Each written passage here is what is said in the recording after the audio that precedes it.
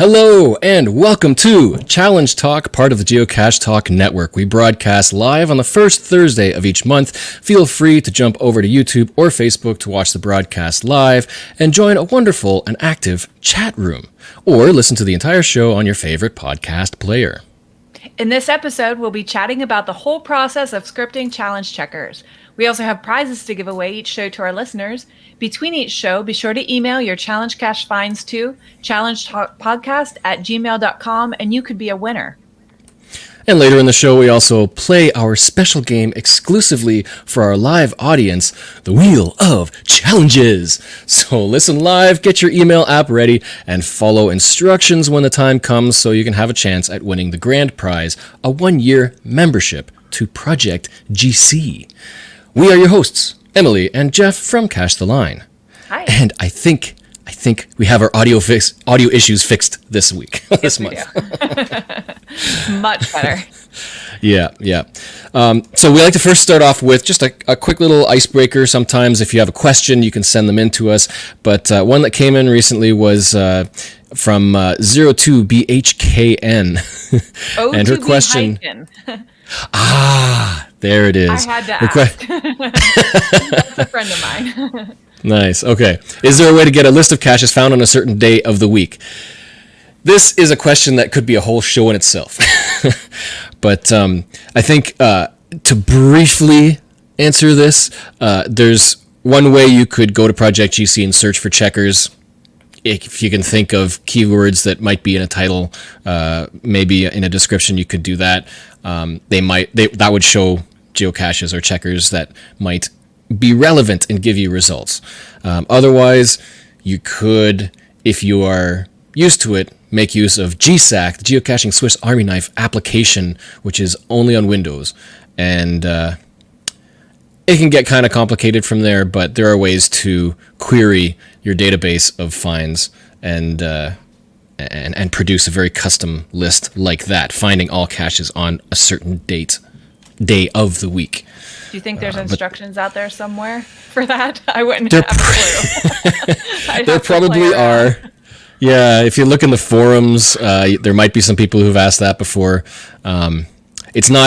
There's no simple way to get that because it's not something that is provided the day of week. That's all parsed in Project GC in your stats, and or you can do it on your own if you're kind of programming minded, which is kind of relevant to tonight's topic.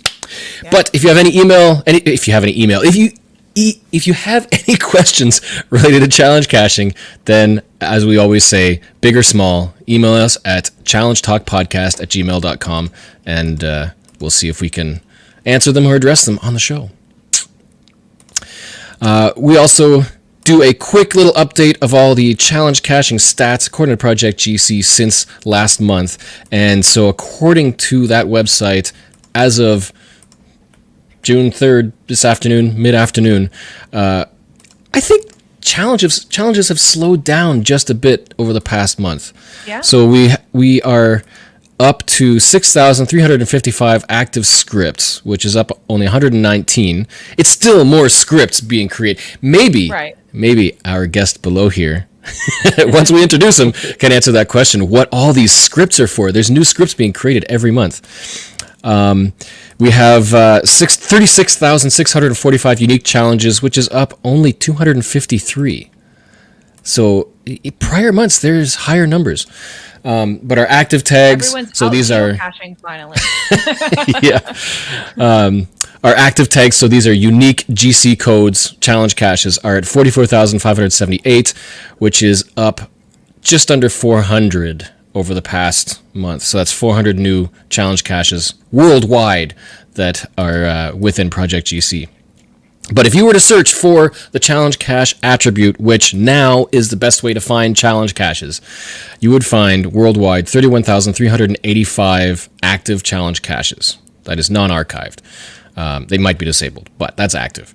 And that's up by 156. In 1 month, only 156 new caches have been published. Challenge caches. That seems low.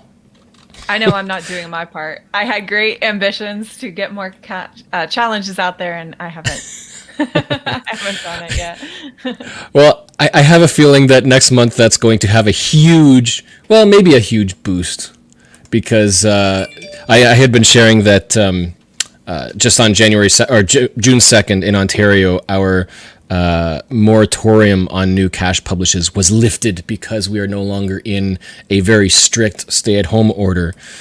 And I always say this, from about midnight to 12:30, so as soon as June 2 kicked over, up to about 1,000 caches had been published within a half an hour. Wow. And then throughout the rest of the day, another few hundred kind of trickled out. So we had around 1,200 new caches on June 2nd published within Ontario, which is kind of nuts. That's a buffet of caching. FDFers, yeah, have a heyday. Only thing is, filtering those for just challenge caches, that there was I think about 25 or 30 new challenge caches. So even that was kind of low. Right. And one vast majority of those was one series in Niagara, which was I think about 19, 20, or 29 caches with challenge caches within that series. Oh, so yeah. most of the new challenges were published in one little stretch. Well, hopefully we'll get more over the next month. Yeah, hopefully. Yeah. So also we have a couple little news items. Not much has happened this month, but Cachely, if you're on iOS, has just released an update to the app which now allows Adventure Labs to be shown on the map in search results, much like the official geocaching app. So if you are a Cachely user, make sure you've got the latest version, and there's a couple little extra bonuses there as well. So check that out, and if you like Adventure Labs, that'll be a big plus. Cool. And we would be good to mention that Geocache Talk is also looking for a social media manager. We've been announcing it on all the shows, and all the information you need is on geocachetalk.com. You'll find information there if you are interested on helping us manage all of our social media platforms. We have so many podcasts in the network. It's awesome, but it's a lot of work. We need to be managed. To keep up with everything. Whew. All right, well, let's get into our main topic. If you are in chat, welcome, hello. Make sure that you do ask any questions and comment, and we will show you. We'll show them if they're relevant. So, our topic today for this month is all about challenge checker scripts. We highlight the scripts, the statistics for scripts every month, but we get to get a little bit more of a background into those from our guest, Sloth96, a script writer who has joined us. Hello, Sloth96. Welcome. Good evening. Thanks for having me. Yeah, by all means. So, first of all, we want to thank you because you are a volunteer, and we asked some people if they had any questions, and the first one that came in was, I don't have a question. We just want to thank them all for doing what they do. Yes, thank you. It's an absolutely necessary part of challenge caching, and without the volunteers, how do we get it done? Mm-hmm. Yeah, it's just like reviewing. It's a lot of work, and you don't get paid. You are volunteers because you love doing it. I think Magnus is the only one I know who gets paid, and that's because he writes for Project GC. Yeah, I guess Project GC could hire if they want to. So could geocaching.com. Yeah. Wink, wink, nudge, nudge. So, how many of you are there out there? Because you're dealing with the entire world and all these requests. What's your team like? So, the last I looked, there's about 150, I think it's 153, 154, something like that, people who have scripting permission to write checkers on Project GC.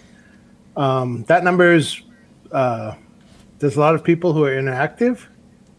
There's a lot of people, who wrote checkers when they first came out, who have had life come up and they've had other things to do. And the other thing is, a lot of the scripts are fairly mature now, so they wrote a script and it's still running fine and nobody needs to talk to them. So it's working okay.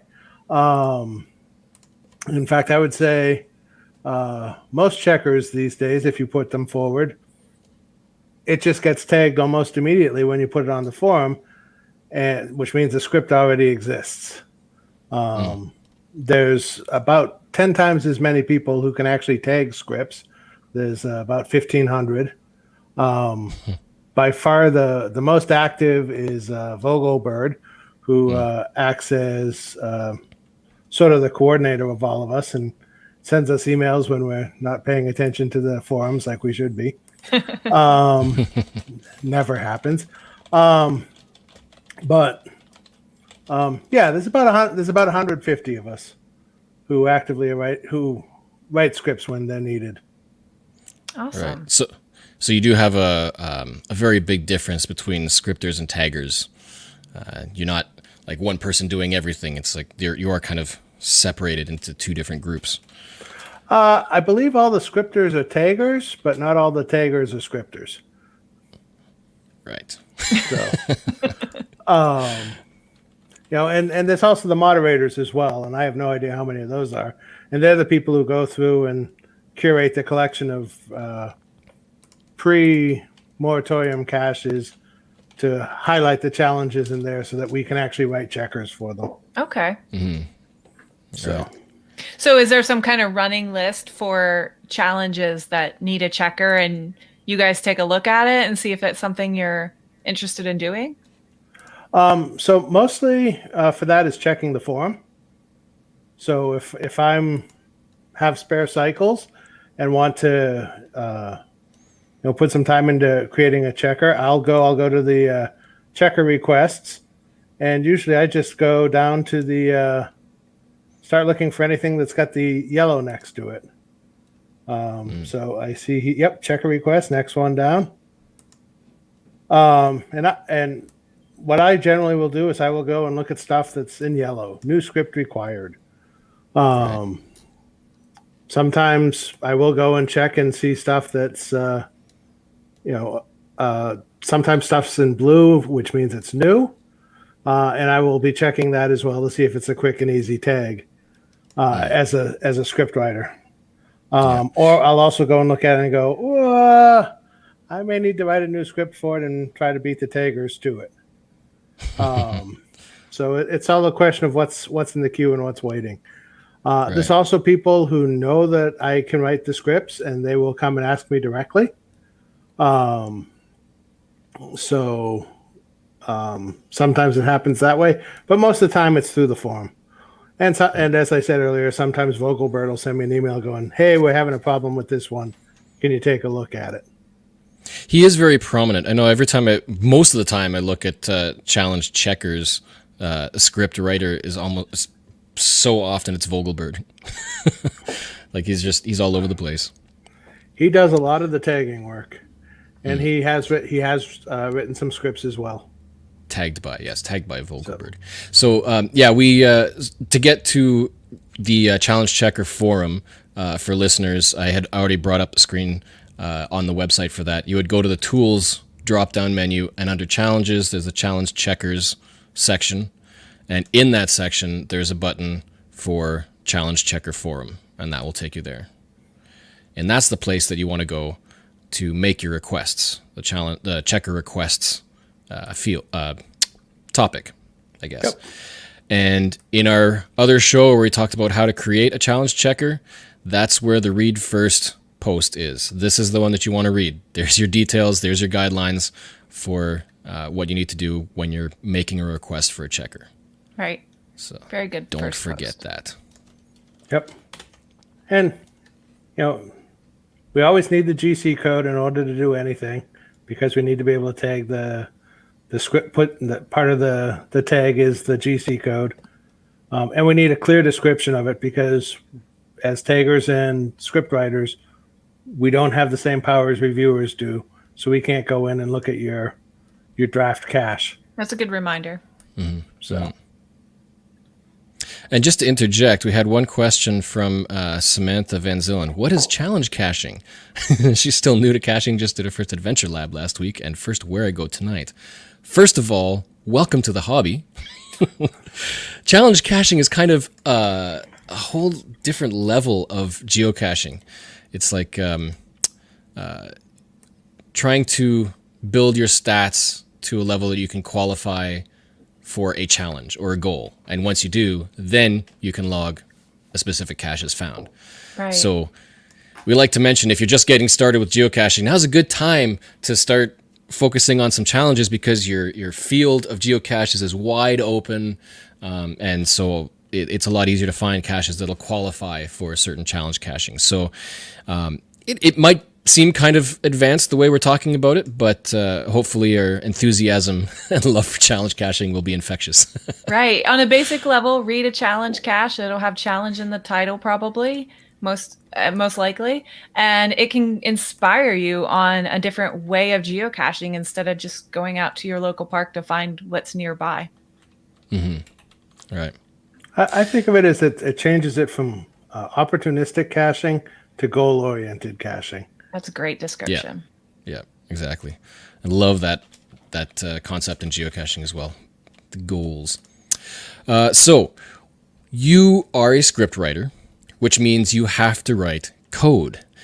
Can you explain the structure, the language, the way that scripts are created to accomplish this statistical analysis and provide the output? Like what language it is? So, at a high level, the scripts are written in Lua, which is a development language used a lot in websites, used a lot in places where data doesn't need to be processed terribly fast. Also used in Where I Goes. Where I Goes uses it as their underlying programming language. And it also is nice because it gives Project GC sort of a sandbox, so the script developers can't create too much damage.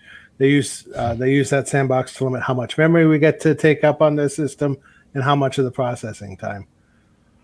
A basic checker, basically, it gets a tag.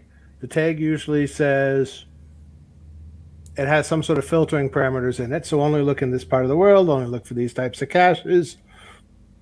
We pass that into a call that then pulls all your finds that in theory qualifies. So these days it might be, say, look for all caches with the all your finds with the challenge attribute. So we'll pull those in. And then we'll start going through the actual requests and the actual constraints of the actual challenge. So let's take a fizzy as an example, which is filling in all the 81 blocks on your difficulty and terrain grid. So a very simple checker would then start looking for the first one it found in each one of those 81 grids, squares. Start making a list of it. And after we've built up a list, gone through all your caches, we go, okay, you filled it in or you haven't. If you filled it in, we set a couple of variables that one is whether you get the red check or the green check or the red do not enter symbol. So that's just a simple thumbs up and thumbs down. We write a simple log that can depend a little bit on the challenge that you're doing and how complicated that text is going to be. So in the case of Fizzy, we might just give you your grid and show you which boxes you've checked off. We might have to write something that spits out all 81 caches. And we would try to put that in the BB code markup language, so you can cut and paste that directly into your geocaching.com log. And we'll also put down a bigger HTML description, which should be more of a discussion of what's going on with your progress on the challenge, and that's really more for people who haven't completed it. And sometimes, though pretty rarely, we'll pop up a map that either shows the caches that qualify or gives you some idea of where you've been. I do a lot of county type challenge work, so seeing a map filled in with all your counties overlaid is a nice visual for a lot of people to see their progress. So, I love that. I just finished my Oregon counties last week, and it was delightful to watch those fill in over my 5-day road trip. Congratulations. Thank you. Counties in Oregon, Delorme, I finished up. Yeah, I'm trying to find a fizzy checker so you can demonstrate how that appears. Yeah, here's a good one. So this very famous one is the well-rounded cache, or the California Fizzy. This is the original Fizzy challenge, where it has date restrictions, which means you have to find old caches in all of the DT grids published before a certain date, which means it gets harder and harder. And so, as I guess you were just saying, the results, I don't qualify yet, but the results will pop out an HTML grid. And this particular one doesn't have a copyable script that you can put into your log. Because you haven't completed it yet. Right. Oh. You don't get a sample log because you haven't completed it yet. So put in my username, and I think I qualify for this. Do you? Oh, you don't. Oh shucks. The California Fizzy. Oh well. I guess I need to cache more in California. Well, that's just old caches. So you just need caches that were placed before that one was published, which is GC11E8N. I think it was, what was the year? 2000, was it 2007? Yeah, so the published date is 2007, April 6th. So you need to complete your Fizzy grid with only geocaches published before then. That is the very famous one that so many people... Making it very hard. Yeah, try to qualify for. So this is one that is a great one if you start out, because if you go traveling, if you go on vacations, target those old caches and they'll start filling out that Fizzy grid for the California Fizzy. And those date limits, I believe, aren't allowed any longer. No. That was definitely a pre-moratorium challenge cache. Right. There's a lot more rules in place now. We have a question in the chat about when a checker is added onto the cache page, and it has to be added on before the cache is published. It's one of the requirements now. So the script has to be written, linked onto the cache page, because that's what the reviewer is going to look for before they publish it. Right. Yeah. If you go back to show 9, Emily's first challenge cache, we talk a lot about the process of creating the listing, creating the challenge, placing the cache, and then getting the checker, and then going up to publishing. It's a few extra steps to be able to publish a challenge cache, but yeah, the checker needs to be there before you can put it in the queue to be published. Right. It is a requirement. And I'll attest, don't let those extra steps scare you off. It's really not that bad. Yeah. The other thing is that we need the GC code. So you need to have started publishing the cache, typed it up, and give us the GC code in the forum or someplace else so we can tag it or script it. And then we'll give you the link and stuff back so you can finish up your cache page. Right. So what is it that has brought you into this script writing space? Like, what motivates you to write scripts? So the way I got started was a friend put together a challenge trail around the time that the checkers started. And he had probably, well, let's just say more than 50% coverage of his challenge trail had checkers already, and some of them needed more scripts and more tags. So he encouraged me to apply, or maybe he sent my resume to Magnus, I forget which. And then I became a script writer, and now it's something I do from time to time when I have some downtime. It's a form of relaxation for me. So you're a programmer at heart. Indeed. In a way. There's a little bit of a tension between programmers and scripters. I remember that. I was a programmer as well and moved into scripting. When you start doing web development, you start doing a whole lot more scripting than programming, and yeah. So I mean, some of the checkers. Sorry. No. Go ahead.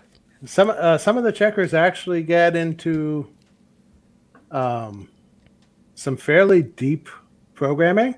So the checkers that do the Delorme and some of the arbitrary polygon caches that are no longer allowed, there's actually some pretty decent math for determining if a point is inside or outside of a polygon. Yeah. That work was originally done, I believe, by Target, did the original scripts for that. And part of what I've been doing is tweaking them for some of the different challenges that have come along over the years. Some of the other ones that have been sort of tricky and complicated, there started to be 81, fill in your fizzy grid, but do 9 in each country or 9 of each type. That is, computationally can get very intensive.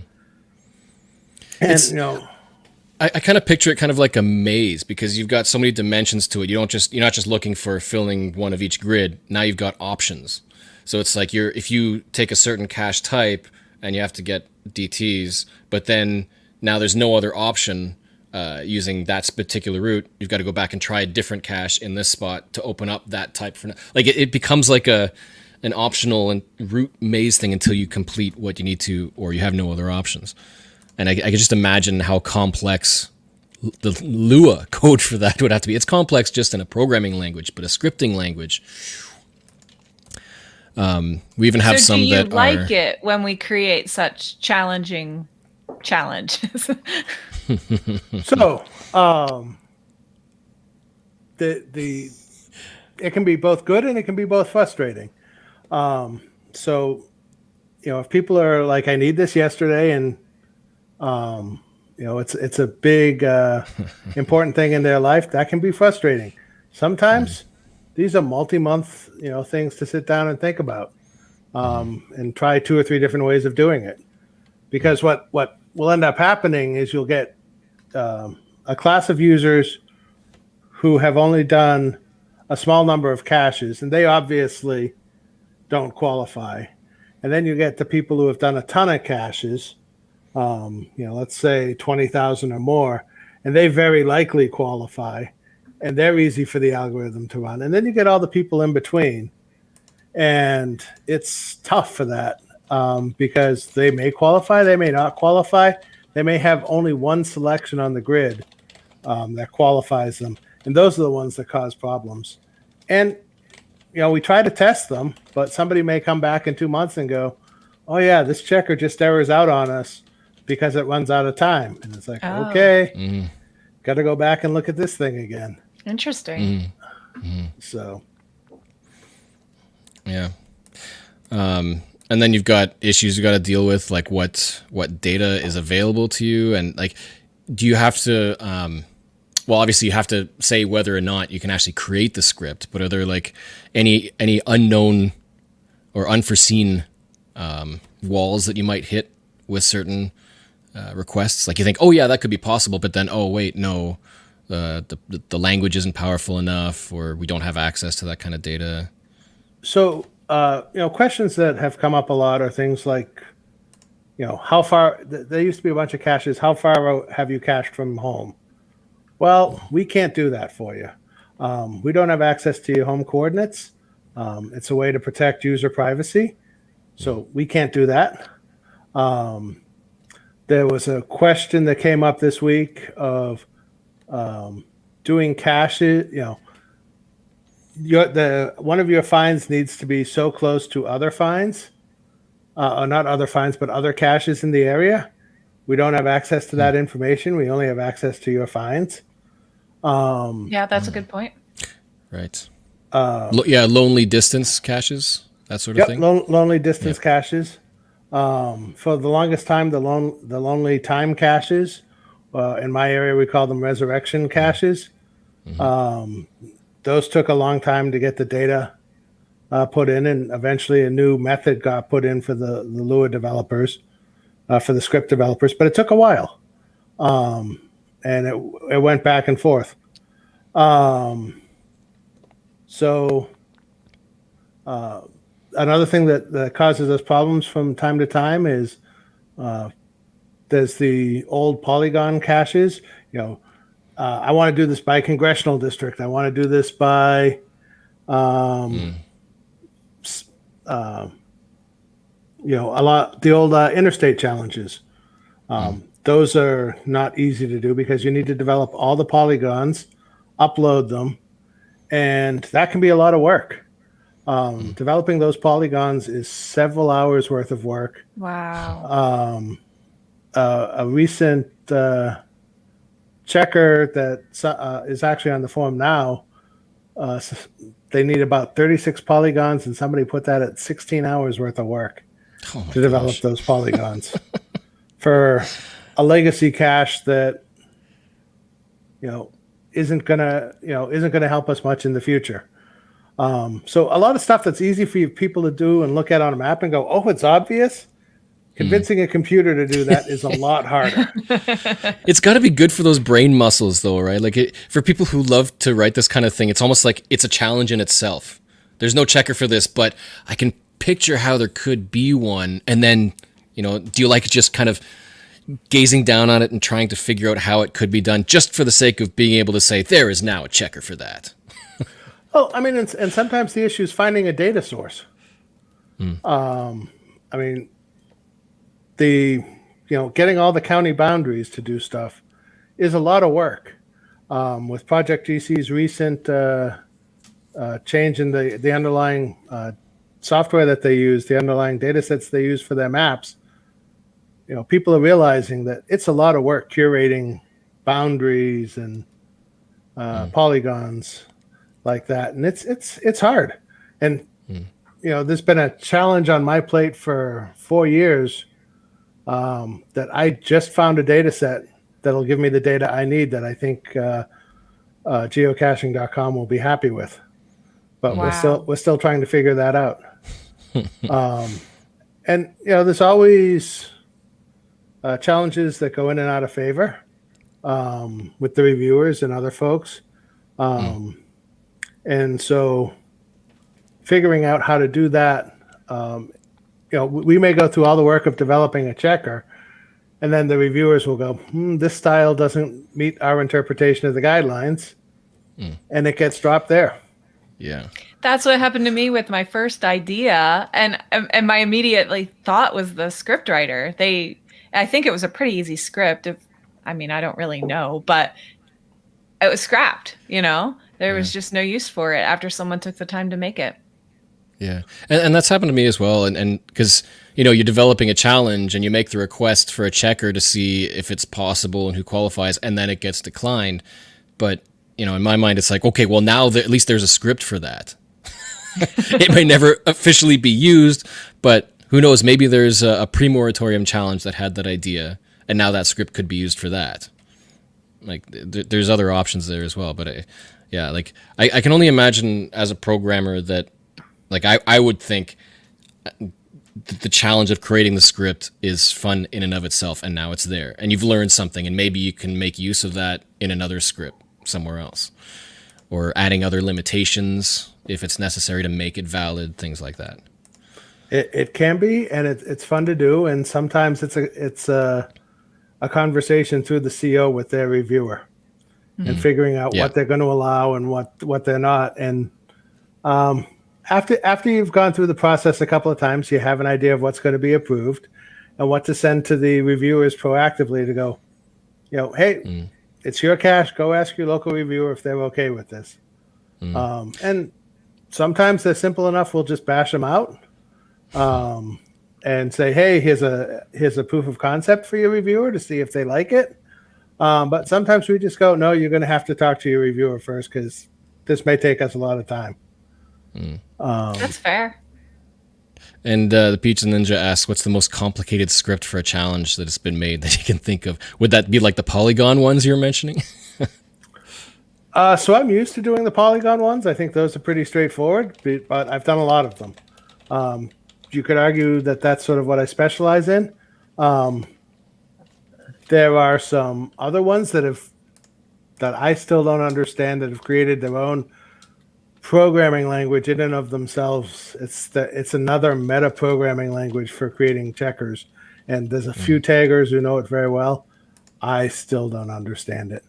And some of those are old scripts back from Target, back from 2015, 2016, from a long time ago. So what would you say is the cause for the high number of new scripts every month?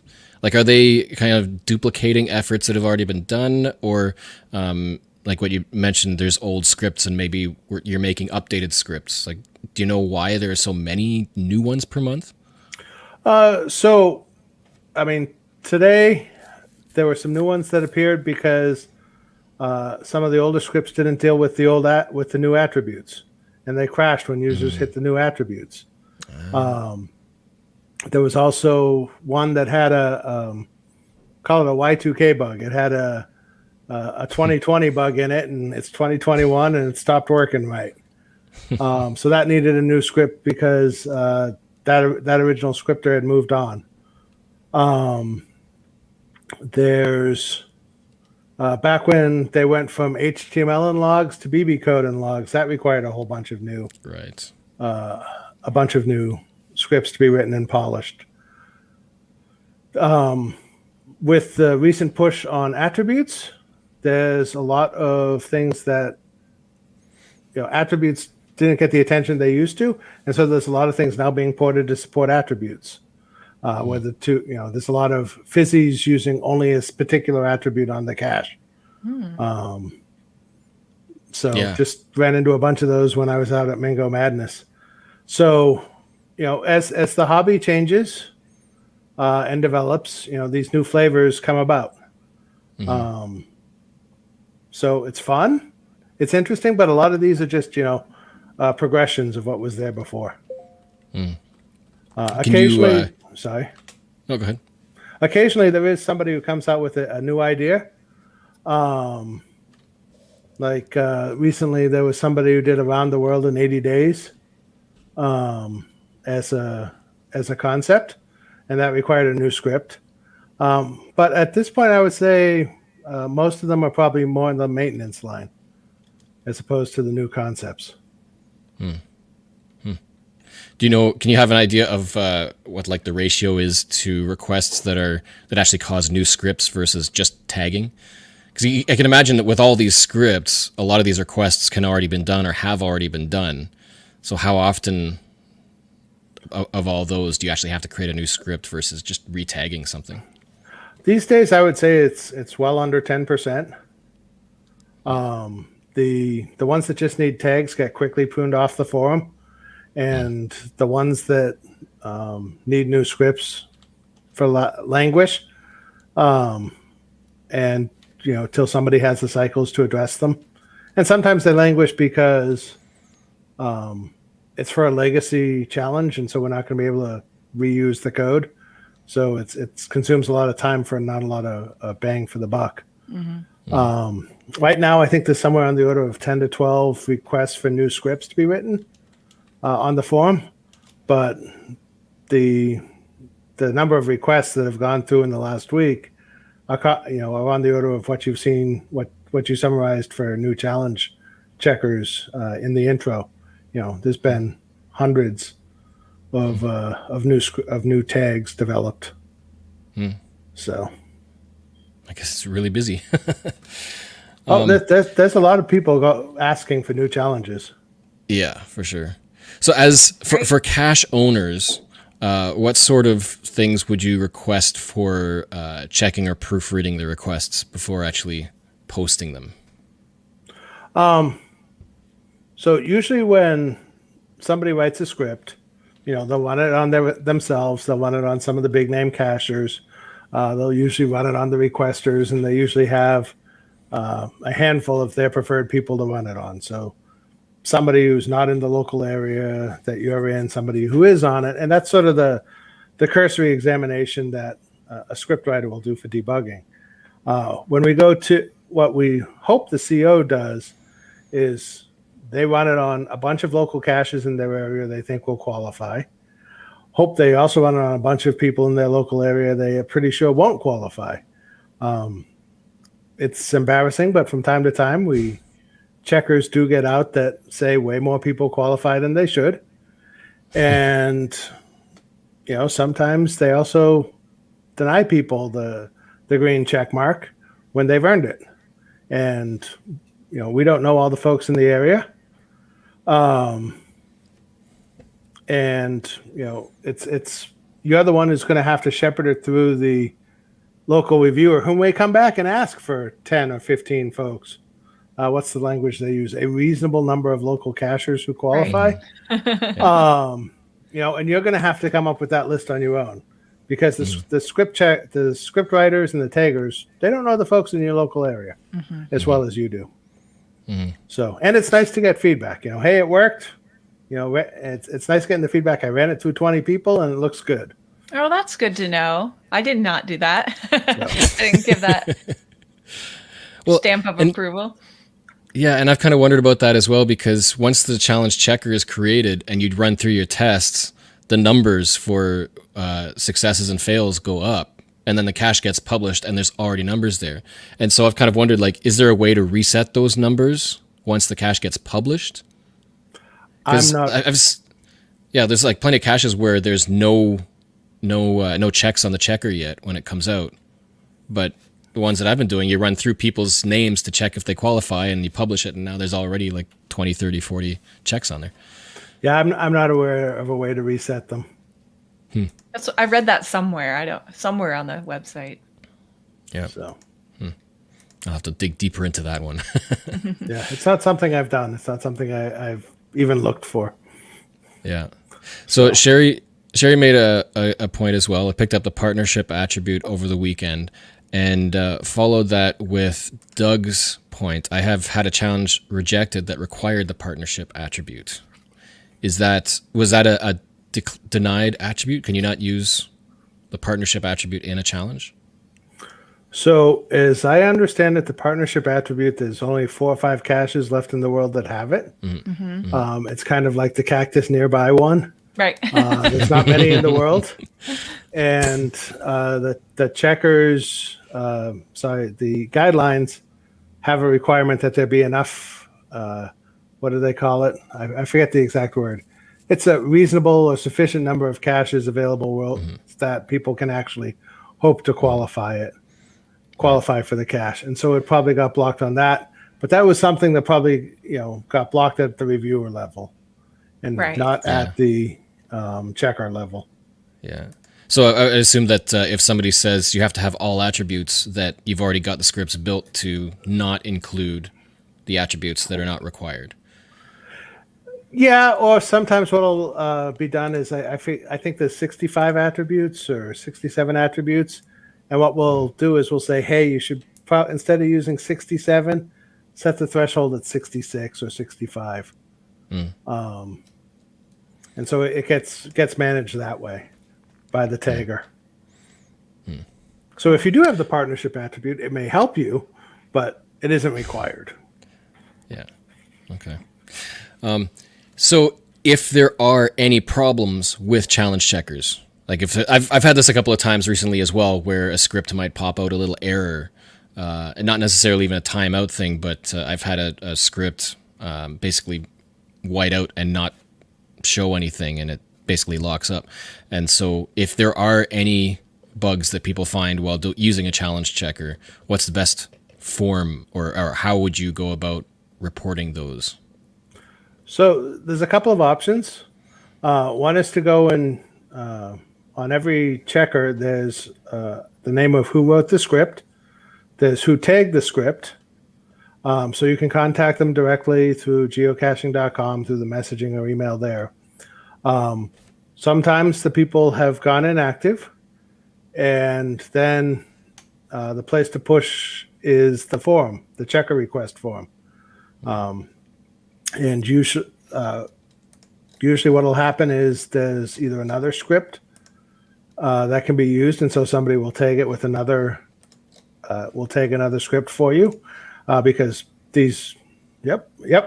So right there you see both the script and the tag by target. So you can contact them directly or put it on the forum, and they'll escalate it to whoever they need to make it work. And if it means writing a new script to fix that small bug, they'll do so. So Good. Yeah. Thanks. Definitely important to know. Yep. Because the ones that had issues that I came up with were either old scripts or dealing with like if some new, like you said before, if there's a new attribute or something and then a cache has that, an old script could crash if it comes against that new attribute. And without having the detail as a user, all you know is that it didn't work, so you might have to report it to the script writer. Yeah. yeah. We've got a question from Jesse. Is it okay to request checkers for old and existing challenges? Yes. Yes, it is. So they mean a little bit more if they come from the CO as opposed to just a generic cacher. But they'll put them up. They'll get triaged. If it's quick to tag it, it'll usually get tagged and be done with it. A lot of the things that need new scripts right now are legacy caches, because they had rules that were one-offs and were somewhat unique to the particular cache, and so it's going to need a dedicated script for it. Yeah, and this California Fizzy challenge is another great example of it because it's an old cache, it's an old challenge, but there's no checker associated with it. They were not within the listing; it was never around at the time. But we've mentioned it before. There is a plugin that Project GC provides that a browser plugin, if you've got a script thing enabled, which drops in a new section in the sidebar. If somebody has created a challenge checker for a cache, then it'll show up there. So, and on the example you're showing, it shows that there's multiple, either taggings of the same script or multiple scripts doing the work for that one cache, because there's two distinct checkers for it. Yeah. And yeah, so like I'd agree. By all means, if you find a cache and there's no checker for it and it's an old one, then you could potentially make the request in the forum to provide a checker for it. My Iron Man Bingo challenge, which we'll show later on, was just like that. There was no checker at all for all of that because it was before it was required. But it was so complex, so complicated that you had to do all the work yourself. And so I created GSAC or database scripts to make it easier for people to check each square if they qualified. Now there's a checker for the entire challenge. So yeah, checkers make things so much easier. Part of the difficulty of challenges before these were required or even available, the difficulty was built in of having to determine if you qualify. So checkers have kind of reduced that, but it makes things easier. I don't know if this is the right question, but why are there two checkers built for this?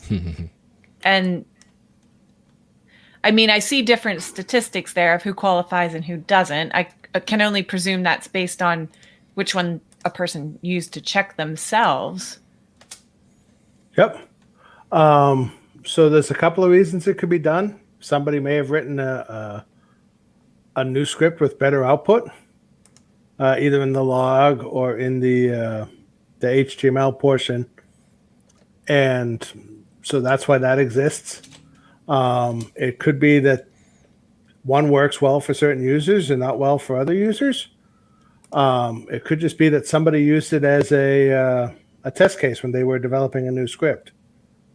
And since that's the plugin browser or browser plugin, it's showing all the related ones, and it's not the owner attaching. So anyone without that plugin is not going to see both of those. Correct. Yeah. Go ahead. And as when I'm developing them, and I will often have multiple drafts of a checker or multiple test code bases, I may look up sometimes and have half a dozen checkers on a single cache that I see pop up. Yeah, and we've noted that there are two different tags of the same script. So this one was tagged by Target, whereas the other one was tagged by Clark 2309, and the tag parameters are slightly different as well. So it could be that one would qualify me and the other might not. Right. Yes. So that's why, as a geocacher, if there are multiple checkers, you'll almost have to double check the output to make sure it's consistent with the requirements. There might be two because one was bad first, and so somebody else tagged it properly later.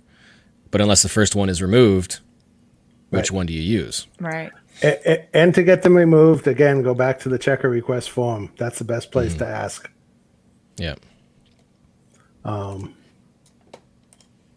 yeah, I've had caches that have multiple checkers on them, and I've passed one and failed the other, and it propagated to a whole bunch of places, including my stats pages on Project GC. Because depending which day I looked at it, depended on which checker they'd run lately. And some days it said I qualified, some days I hadn't. Actually, I've had a couple like that. That same one with the different, the complex ones with different routes to find a qualification, where every time I ran the checker, it gave a different result. And like, I don't know, I didn't check who wrote the script, but it's so complex, and because there's so many options, who knows how the algorithm is determining whether I qualify or not. It's like those complex ones. I don't envy the script writers trying to come up with algorithms for those. It's nuts. It's one of the places where I appreciate the simple rules that geocaching has said. The rules have to be simple and easy to understand because it makes the checkers a little bit easier to write. Doesn't always make them trivial, though.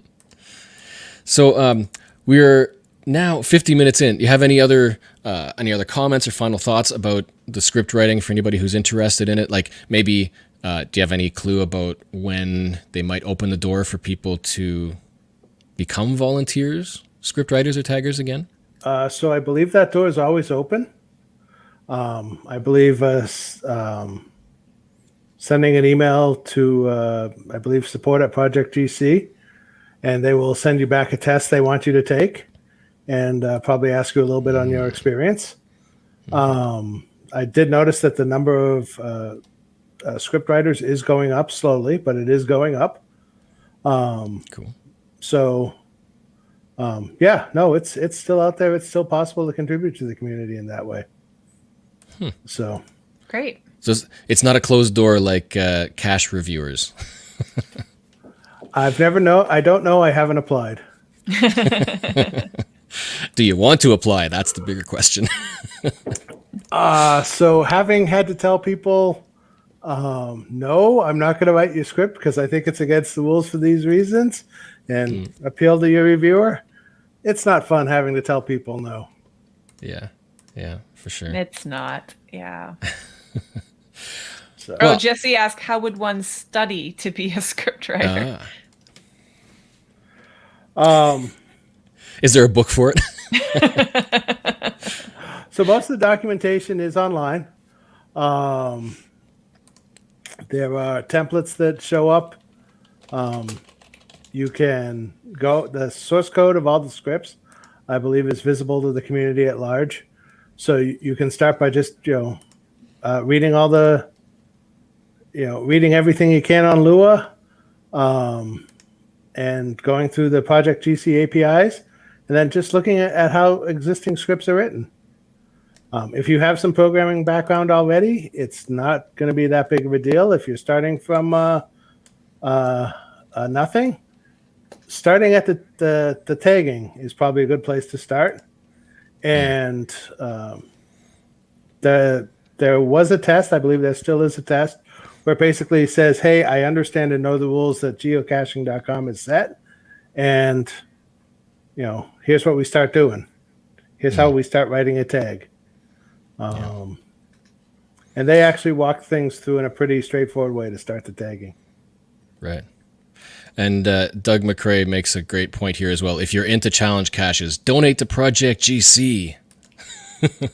They do accept donations because it's a big website, big service to provide, mostly for free. But you also can purchase a membership, which gives you a whole bunch of extra features. But they do accept donations. And Doug McCrae, do you know who Doug McCrae is? So earlier when I was talking about a friend who pulled me into writing these checkers, he's the one for his Retired Monkey Challenge Trail down in down outside Orlando. Yep. That we started writing the checkers for. So, and we're always looking for great new concepts for that challenge trail as well. Yeah. I haven't heard of it. What is it called again? The Retired Monkey Challenge Trail. Retired Monkey Challenge. Yep. Give me just a quick second and I'll bring up the URL for it. I believe it's retiredmonkey.com. It is Does that indeed have anything to do with being in retiredmonkey.com. Florida with all those retired folk? It's a concatenation of retired guy and cute little fuzzy monkey. Okay. So, but he's Yep, done a I really guess- good job on that challenge trail, and he's got the scoreboard and everything else for it. Yeah. Cool. Fun. So many challenges, man. And difficulty ratings all there. That's awesome. Yep. and a lot of them are pretty hard. So, Let's check that out. We'll stick that in the show notes for anybody Yes, who's we will. interested. The websites for that. So that was a great topic, and surely there are going to be other questions as well. So if you have any questions or you haven't had questions answered, then by all means comment and send an email if you want to, and we will answer those as well. We'll accept them at challengetalkpodcast@gmail.com. And if there's any follow-ups or points that we can raise in a future episode, then we shall do that. There's still so much to talk about. So we're going to have to cut it for this episode, but that brings us into the next. Great start there. Thank you. Yes, definitely. The game time, the wheel of challenges, which we do every month to challenge you, to get you guys out going for those challenges and trying to complete them. One live viewer each month will be selected to face off against the wheel and have a chance to win the grand prize, which is that 1-year membership to Project GC. To enter, here is your instructions. Every month, the same thing. Send an email to Geocache, challengetalkpodcast@gmail.com with the subject "Spin Me," followed by your geocaching username in brackets, and include the answer to the following question. Those brackets are important. Make sure that's not brackets, that's quotes. And so that we know who your username is, so that we can properly test it on the website live. So here is your question. First person to get it right will be tested. And that question is, what is the language used to code challenge checker scripts? This should be easy. Should be easy, but if I didn't have the show notes, I'm not sure I would type it correctly. That's a good point. At least it's not what's taking incorrect typing submissions. it should be spelled correctly. Ooh. And at least we're bring not up saying the webpage. expand it. Yeah. At least it's not the full name, the expanded name. It is. I think it's an acronym, isn't it? I honestly think don't it know. is. I think I looked into that a long time ago, but I don't remember. I'm pretty sure it is. Something to look up here for once you get the answer. We have an answer. The first person to email correctly with the answer is Curious KDB. All right. Woohoo! Ooh, another Boston area cacher. That answer is, of course, Lua, which is Lua. It's pretty phonetic, but I always spell it in capitals. Maybe that's why. That's I'm what I confused. searched. That's what I Google searched. But yeah, it's lowercase. See, I wouldn't. Yeah, I wouldn't have done it. The etymology of that language should be interesting. So Oh. that means Curious KDB said you had to Google it. Well, you made it. So let's spin that wheel. yes. So let's bring up the wheel, and let's see which one shows up again this month. Will it be another one again or a new one? New one. New one. It is. It's a 5-star. Oh, wow. It is a 5-star difficulty. GC9119D. 31 dates of tree climbs. Ooh. One of my favorite types of caches.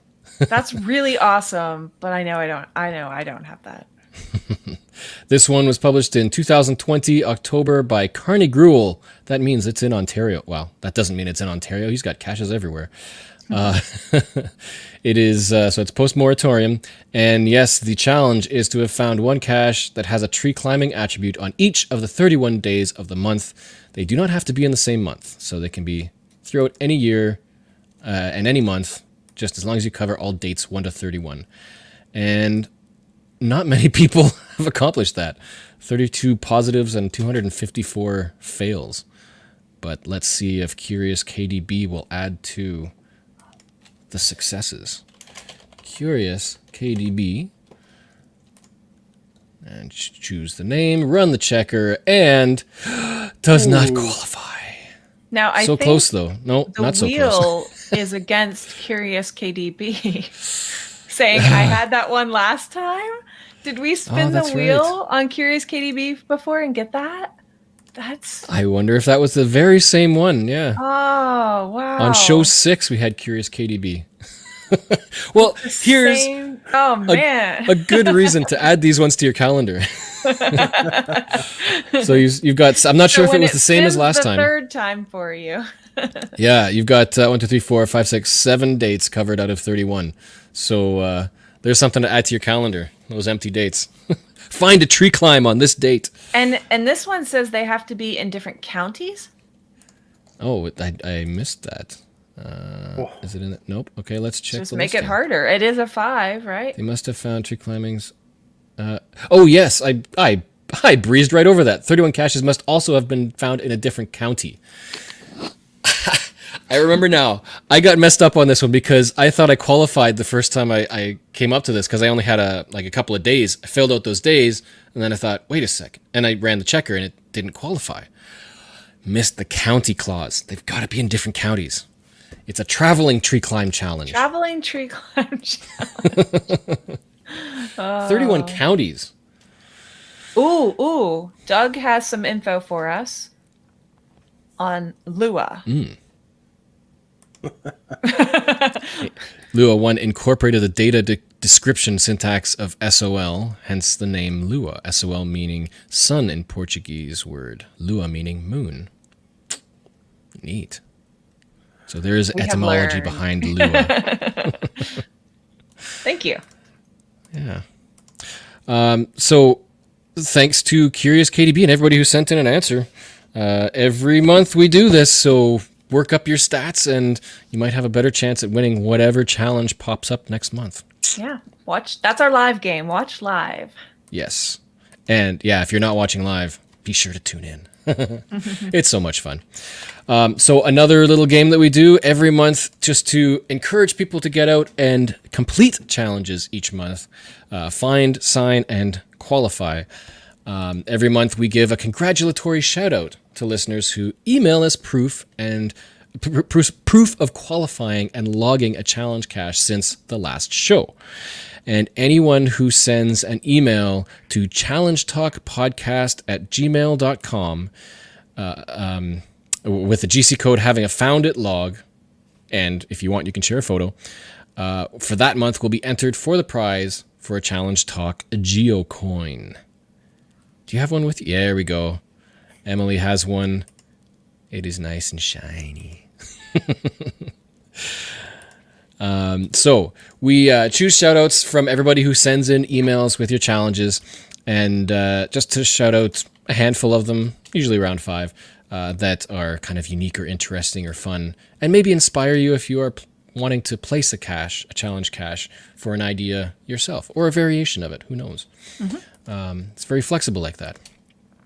So we had quite a number of entries again, and we even had one from a cache owner who submitted one, which I thought was a really interesting, as a Canadian, idea. But first of all, we have one from Bloody Cool called, it's GC81C3X, and that is the Toys Were Us challenge. Toys Were Us. I'm not sure of the connection yet, but I like the idea of the fact that it's described as one that's, adding it to the video here, a good challenge cache for those starting in the hobby. Oh. The requirement is for to find. Samantha. Yeah, there you go. 100 caches is one requirement, just to have 100 finds. And one of those must be a 2.5 difficulty and 2.5 terrain, at least. At least. All right. So it's a good way to A good get you out there finding encouragement caches. to try. That might keep newbies from that. That sounds hard, but it's not. It's really not. Now, if anybody can figure out what the connection is to the name, Toys I'd love to know. for us. Because it's the title, I guess the highlight is 100 plus 2.5/2.5. So I don't know if that has some kind of connection to Toys R Us. It'd be interesting to know. I'm wondering if it's a hint on the hide. Oh, maybe. yeah, could be. That's also possible. But this is a good point, though. Like, we don't always have to make challenges that are super difficult. This one is a 2.5 difficulty. For a lot of people who cache like less than a year, it's going to be super easy. But for people who are just starting out, that could still be really hard. So you never know. But encouraging people just to find some of the basics and qualify is still a good thing to do. And those easy ones will keep newbies from being turned off from challenges. A lot of people avoid that unknown icon to begin with because everything seems so hard about them. So it's a good plug for an easy challenge. Yeah. Next up, we have the cache owner who has submitted one. It is from Garrett's Larity, GC9A8 G6, the Pass a Bill Challenge. Maybe somebody else can better explain this. This is a United States thing. It's a four difficulty, 3.5 terrain in California by Garrett's Larity, published in May this year. So it's a brand new challenge cache. Okay. I'm not going to read the whole thing, but it has to do with votes. In short, United States is a two-party system. On one hand, there's your party, which is right on everything. On the other hand, there's the other party, which is wrong on everything. Since the other party refuses to work with your party, the only way to pass your bill, if to have your party win a governing trifecta, is to have your party win a governing trifecta, you need your party to take majorities in the House and the Senate and win the presidency. So how do you get voters to vote for your party? By finding geocaches in their state, of course. So, on the surface, my understanding is you just have to find a certain number of caches in each state to qualify. But all the numbers and the requirements are based on the number of votes or seats required in the House of Representatives, the House and Senate. Majority votes you've got to win the House, the Senate, and the presidency. So there's multiple combinations on how people could qualify. Yeah. No two people are going to qualify the same way. Yeah, if you manage to find enough caches in the right states to win 50 Senate seats, 218 House seats, and 270 Electoral College votes, then your party will have the trifecta in the federal government and can pass a bill. But wait, there's another way, the owner says. Congress can override presidential vetoes with 2/3 support from both houses of Congress. So even if the other party wins the presidency, you can still pass a bill if you win 67 Senate seats and 209 House seats. Oh my gosh. Too much politics. Basically, try to qualify with the checker. It's a nice This is one checker. that I would do. It's a nicely done checker. I guess it could be educational for U.S. politics as well. Good point. But it's good for people who love to travel cache, for sure. Yes. Oh, we have a little update in the chat that the Toys Were Us was in the parking lot of a Toys R Us. So location. Okay. Oh, yeah, they probably got and around. they were probably closed. Probably got around the restriction on business names by using Toys Were Us instead of Toys R Right. Us. And there are so many that might are be why. closed. It probably was closed. So we have another one in from O to be hiking. I got it right this time. GC 3C29B synonym roll call challenge. This is another example of a pre-moratorium challenge, which is based like a bookkeeping challenge, where you need to find 61 caches in the following combinations of synonyms, antonyms, and homonyms. So you need to find pairs of caches that contain synonyms. So 20 caches or 10 pairs where each pair, the cache names in each pair contain a synonym. For example, they give a whole lot of examples, but one is a cache name with one for the road, and its partner cache is Baker Street, where road and street are synonyms. I So you like need to it. find 10 pairs like that, and 10 pairs of antonyms, like the example is big ditch and little quack. So big and little are the antonyms. And homophones. So 9 pairs of homophones. That is words that sound the same but are Sound spelled like each differently. other. So definitely an old bookkeeping cache Yes. if you're not against bookkeeping. Yeah. And that's a fun one to look for as well, because you never really know. Like, how would you find... I guess you would have to look through your finds and think, okay, here's a common word. Look for a cache with a synonym, antonym, or homonym. Yes, that's what I would do. Homonyms. I would do like a find on this page feature on my whole list of caches found. Yeah. And like, so Yeah. if I saw the word little, I would search for the word big. Yeah. Yeah. That's a good way to do that one. And is there a checker for it? I don't think Oh, anybody's there is created I a don't checker. think that's possible. It's possible it would be ugly. Yeah, so this is a good example. Like you have to create challenge checkers, or there are some challenge checkers that deal with dictionaries, right? Like you've got some selections of words that are valid for Yep. some checkers. Yeah, the long word lists, which are no longer allowed as challenges. There's quite a few of those, and you'd have the checker for this. So, getting back to the person earlier who asked about, how do I get into writing checkers? This would be the sort of challenge that I'd recommend that they do for their first one to cut their teeth on, because anyone will be happy because it's better than what they have before. And it gives you a chance to cut your teeth on something that's new and different, and it's not going to be reused a bunch. So if there's a problem, it doesn't create a lot of damage. Oh, that's interesting. So Good perspective. Well, we have 2 more. Next one I thought was kind of funny. It's fairly common, but similar to one that we mentioned earlier. It is GC88EXH sent in by Hide Go Seek, called Challenge Dear John. John. Dear John. Johnny on the spot. It is to find 400 caches with a public restroom nearby. 400. I like these ones because, they get you searching for, depending on the attribute, certain experiences. And sometimes cache owners may not add experiences with a public restroom. They might not add certain attributes. So this could be a lot harder than you think, because not a lot of people might add a public restroom attribute.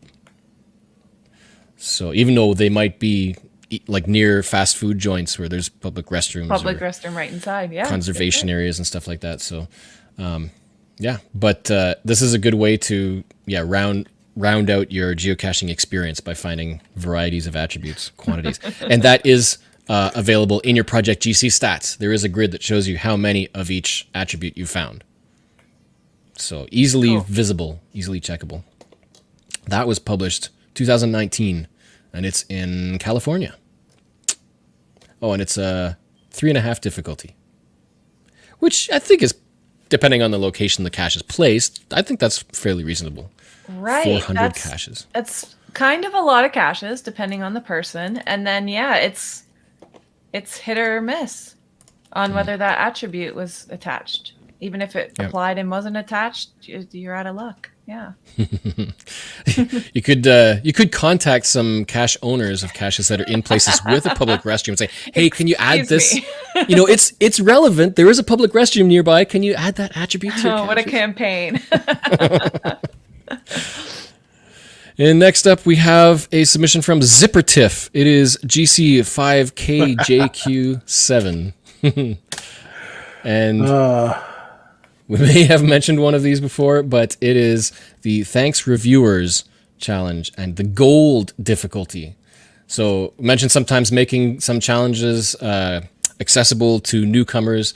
One of those ideas is to create multiple challenge caches and just rate them differently, like bronze, silver, and gold level, where each one is progressively harder. This gold level is nuts. To claim this challenge, you must find caches published by a total of 120 different reviewers. Different reviewers. And I don't know how many reviewers. On average, I think there's maybe 2 or 3, maybe 4 reviewers per region, I think. So that's a whole lot of different, a whole lot of travel. A whole caching. lot of trouble. Even some reviewers review their home area plus some completely other area. So you might have traveled, but too bad for you. It's your regular reviewer. So outside Albuquerque, there is a power trail where they managed to get a bunch of different reviewers from around the world, and they each reviewed 5 of the caches. And I believe there's like 250 or so review caches in that series. So, Cool. yeah, I qualify for this challenge, and this is something I track. But it's Yeah. We've got a challenge like that, but I can't remember what the quantity is for ours. But I don't believe it's 120. I think it was maybe 50, which at least for Canada, where our regions are enormous, it's a little more reasonable. Because there could be other reviewers who have retired and new ones have come on, so there's some cycling there as well. But 120. That's just through the roof. don't forget the Earth Cache reviewers. That too. Yeah. Do you know how many Earth Cache reviewers there are, I guess, worldwide? Well, they're regional as well, right? No. I don't think know. they're country. I can't remember how they're broken up, but I think we have a couple of Earth Cache reviewers, GeoAwares in Canada. I don't think they're Ontario. But yeah, those count as well, Earth Cache reviewers. So there's a good variety. But My if only you Earth travel, Cache- there is a clause here as well for old caches, because some of the earliest geocaches don't have published logs. So Oh. you wouldn't So know what's who the clause published the say? cache. Caches before July 2005 do not list published logs, and therefore you cannot see the reviewers. It can be seen by the cache owner at the bottom of the page. Thus, if the CO is still active, you can try to contact them to see who published the cache. It might also be possible to see if there are reviewer actions on the listing. That may or may not be the same reviewer, but that's another option. But yeah, you'd have to contact the cache owner for pre-2005 geocaches. So 120. I just ran it for myself. I'm at 112. Not too yeah. far. Not too far. But I'm going to have to travel more. Yeah, I have a feeling it'll be easier for people in the U.S. because there's... Oh, I qualify.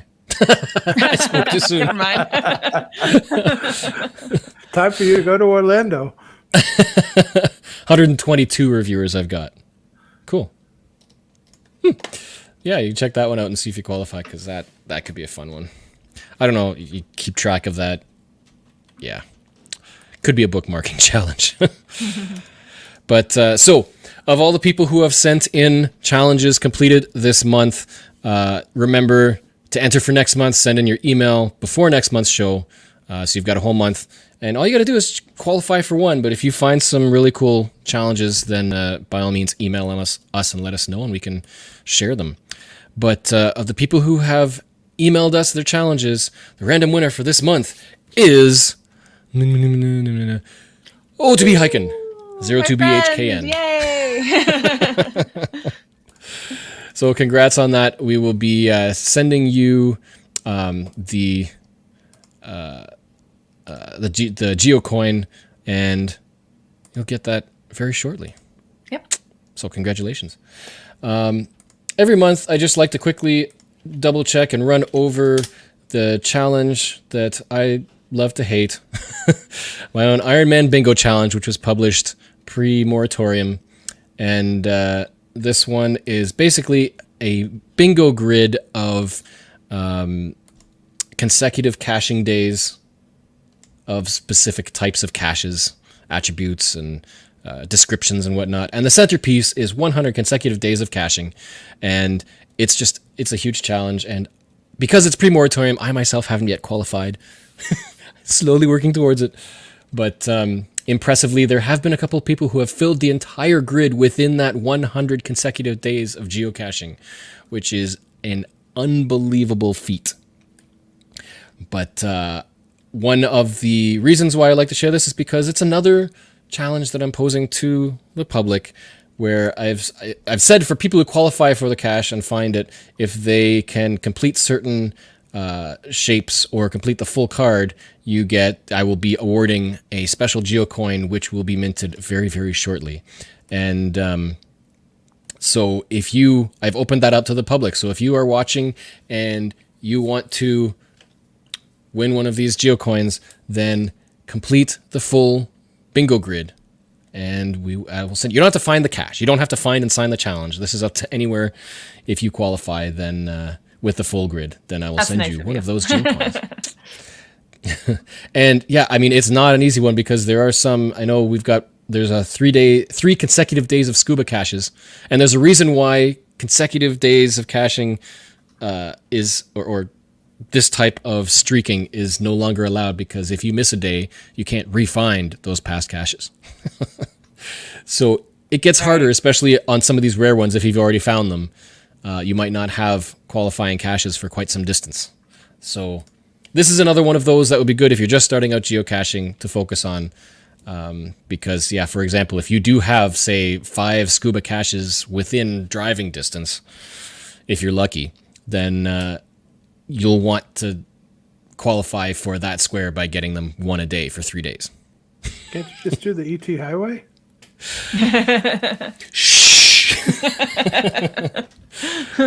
We have a couple of challenges for finding scuba caches, and they're very small numbers. And I'm like, okay, run the checker. Okay, I qualify with 2,400 finds. Yeah, no problem.